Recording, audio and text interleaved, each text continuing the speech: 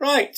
So the story so far, folks, this is where the story really starts. We've kind of covered the fact that the vegan social movement was born from the kind of ashes of the Second World War and the kind of chaotic time and the kind of shattering experience of the founders and all that. The people who set up the vegan society didn't really think they were setting up a vegan society. They just wanted a part of the vegetarian society, a non-dairy section.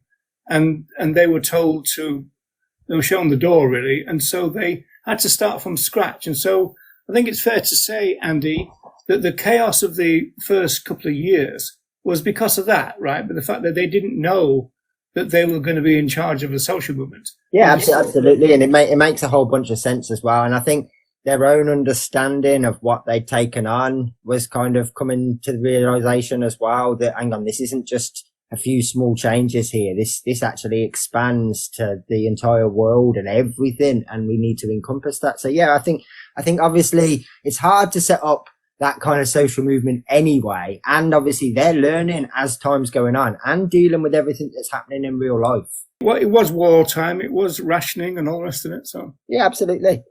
You think now people don't always find the time to do the things they want to do and all that sort of stuff with everything else they've got going on. And that's without war and everything else to factor in. These people still would have had families to raise and all those other things. So yeah, you can understand the time. And obviously, like we've talked about a couple of times, the communication would have slowed things down as well. Today then, we've already gone through, we're up to this guy called Leslie Cross. Now, Leslie Cross is probably the biggest player in terms of the evolution and the development of vegan philosophy.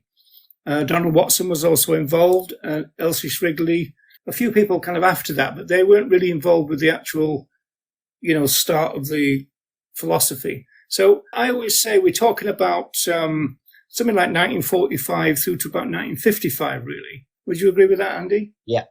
Yeah.